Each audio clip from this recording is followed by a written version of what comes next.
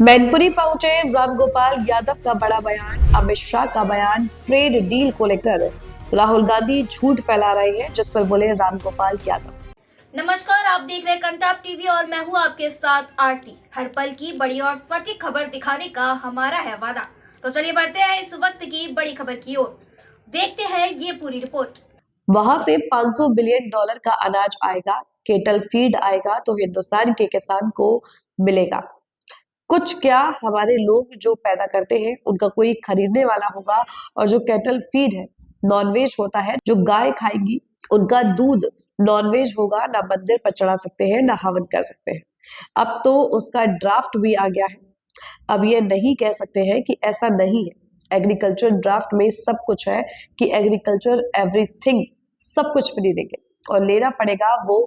यहाँ गेहूं की अन्य की जरूरत हो या ना हो तब भी खरीदना पड़ेगा। बजट को लेकर बोले रामगोपाल यादव, बजट किसी के हित का नहीं था, 2-3 लोगों के हित का था। पश्चिम बंगाल में एसआईआर को लेकर अधिकारियों पर चुनाव आयोग द्वारा 7 अधिकारियों पर लापरवाही के चलते कार्रवाई करने को लेकर बोले रामगोपाल यादव। उत्तर प्रदेश में तो सैकड़ों लोगों के खिलाफ कार्रवाई होनी चाहिए एसआईआर को लेकर, और मैं इलेक्शन कमीशन से मांग करूंगा। प्रोफेसर रामगोपाल यादव ने कहा, अधिकारी से लेकर सारे लोग बीजेपी के हैं, तो बीजेपी के पास कहने के लिए कुछ है भी। बीएसपी और सपा के गठबंधन को लेकर, बहुजन और सपा के संभावित गठबंधन को लेकर बोले रामगोपाल यादव। बहुजन क्या बीएसपी की रजिस्ट्री है? बहुजन का क्या मतलब है? जो गरीब, पिछड़े, दलित, अल्पसंख्यक है वो सभी बहुजन है। सपा के द्वारा पीडीए के खिलाफ मायावती का वीडीएम कार्ड पर पूछे गए सवाल पर बोले रामगोपाल, इसमें हमें कुछ नहीं कहना है। अपनी पार्टी के अलावा दूसरी पार्टी पर क्या कर रही है, आई नथिंग टू से।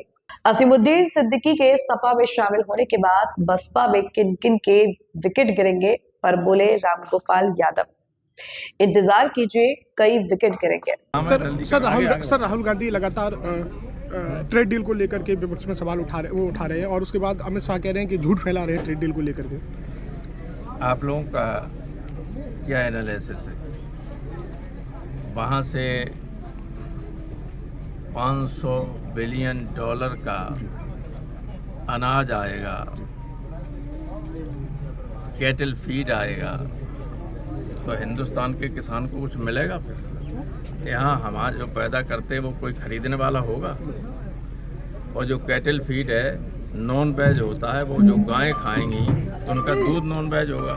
ना हम मंदिर पर चढ़ा सकते हैं, ना हवन कर सकते हैं, ना पूजा कर सकते हैं। तो ये सारी चीज़ें हैं जो अब तो उसका ड्राफ्ट भी आ गया है। अब तो ये भी नहीं कह सकते हैं कि ऐसा नहीं है। ड्राफ्ट में सब कुछ है कि एग्रीकल्चर, डेयरी एंड एवरीथिंग सब कुछ खरीदेंगे, भेजेंगे वो, और लेना पड़ेगा। यहाँ गेहूं की, अन्न की जरूरत हो या न हो तब भी खरीदना पड़ेगा, ऐसी शर्तें। अच्छा जी, पश्चिम बंगाल में शाह कह रहे हैं कि किसान हितैषी बजट था। बजट किसी के हित का नहीं था, 2-3 लोगों के हित का था। पश्चिम बंगाल में 7 अधिकारियों के खिलाफ कार्रवाई की चुनाव आयोग ने एसआईआर में लापरवाही को लेकर के। उत्तर प्रदेश में तो सैकड़ों लोगों के खिलाफ कार्रवाई होनी चाहिए। इलेक्शन कमीशन से मांग करूंगा। बीजेपी टीएमसी पे आरोप लगा रही है कि यहाँ पे जो है जो गैर कानूनी ढंग से एसआईआर में जो है जो हस्तक्षेप किया जा रहा है बांग्लादेश में, वहाँ क्या नाम, पश्चिम बंगाल में। भाई अधिकारी से लेके सारे लोग बीजेपी के हैं, तो बीजेपी के लिए पास कहने के बाद कुछ है भी।